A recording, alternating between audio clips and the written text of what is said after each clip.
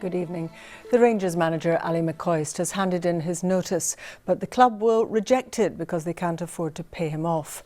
McCoist has been in charge for 3 traumatic years at Ibrox as the club has struggled financially.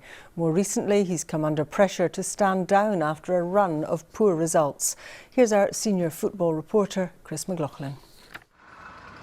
The Rangers players boarding the team coach for tonight's league match against Queen of the South. Their manager wasn't on show, but he did get on the bus. This is where he was yesterday, handing in his letter of resignation. The problem is the board can't afford to pay him off, meaning he may have to work his 12-month notice period.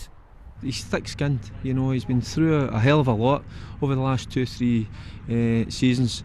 So something's pushed his button, something's forced an issue, and he's obviously unhappy with something. We don't know, that's always going to come out in the next 2 or 3 days. McCoist took over as manager in 2011. During that time, he witnessed administration and liquidation, the club having to work back up from the bottom of Scottish football, and boardroom battles that threatened to tear the club apart. Has finally had enough. He said he would never walk away. Now the club can't afford to let him. Chris McLaughlin, and as Chris was saying there, Rangers were playing this evening against Queen of the South. Alistair Lamont was there, joins us now. What's been happening there tonight, Al?